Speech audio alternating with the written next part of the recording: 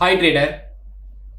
லாஸ்ட்டாக தேர்ஸ்டே வந்து நம்ம நிஃப்டி லைவ்ல வந்து ஒரு 100 பாயிண்ட்ஸ் கேப்சர் பண்ணோம். ஸோ லைவ்ல நம்ம என்ட்ரி கொடுத்ததை பேஸ் பண்ணி எல்லாரும் 1:2 வந்து டார்கெட் புக் பண்ணியிருப்பேன்னு நினைக்கிறேன்.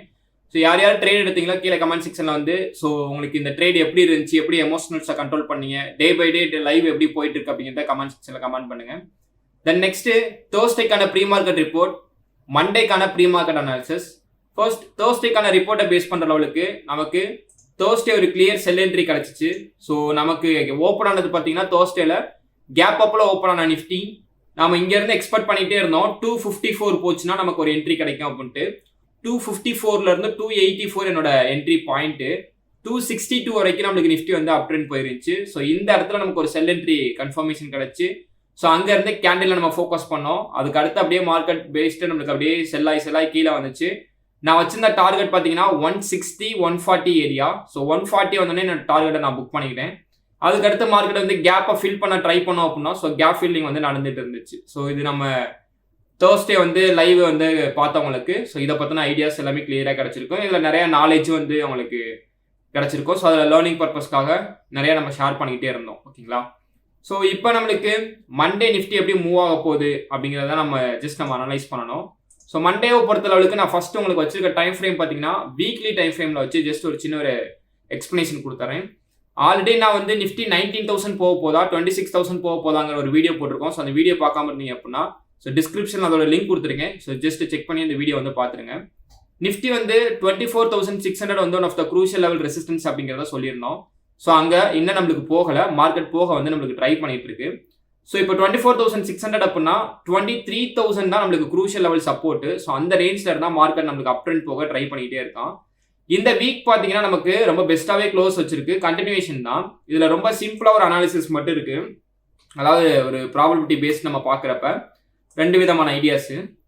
ஸோ மார்க்கெட் ஆல்ரெடி 24,250 எபோவ் போயிட்டு ஒரு சின்ன செல் கொடுத்துருக்கனால ஒரு ரிவர்சல் பாயிண்ட்டை நம்ம எதிர்பார்க்கலாம். 23,950 இருந்து 24,000 இதுக்குள்ள இருந்து நம்மளுக்கு சப்போர்ட் எடுத்துச்சுன்னா நம்ம டைரக்டா இங்க இருந்து நம்மளுக்கு பிரேக் பண்ணி 24,600க்கு போக டிராவல் பண்ண நம்மளுக்கு ஆரம்பிச்சிடும்.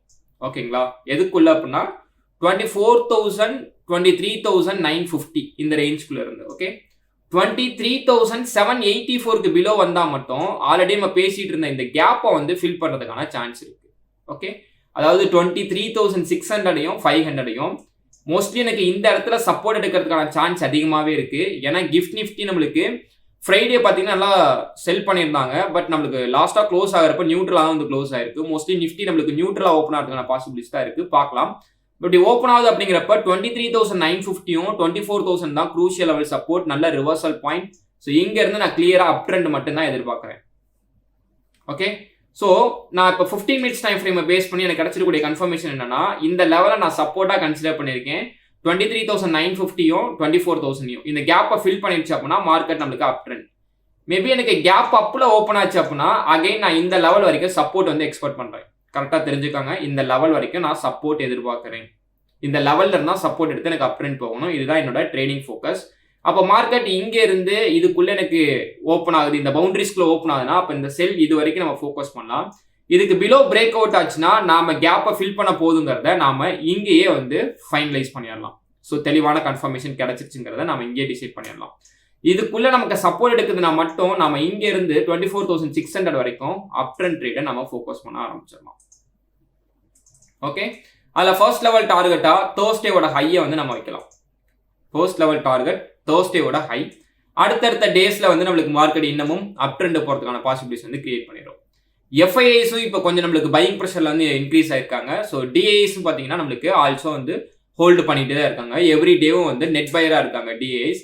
எஃப்ஐஎஸ் வந்து ஒரு 2 டேஸா வந்து நெட் பையரா வந்து ஸ்டார்ட் பண்ண ஆரம்பிச்சிருக்காங்க. ஓகே, ஸோ இது வந்து கம்மிங் டேஸ்ல வந்து 24,600 பிரேக் பண்றதுக்கான பாசிபிலிட்டிஸ் தான் இருக்கு. அதுக்கு 23,950யும் 24,000யும் நம்மளுக்கு சப்போர்ட் எடுத்தா ஸோ ஸ்ட்ராங்கா எனக்கு 24,600 போறதுக்கான பாசிபிலிட்டிஸ் அதிகமா இருக்கு. ஸோ இதுதான் வந்து மண்டே நிஃப்டில நான் எக்ஸ்பெக்ட் பண்ணக்கூடிய என்னோட ட்ரேடிங் பிளானை வந்து கிரியேட் பண்ணி வச்சிருக்கேன்.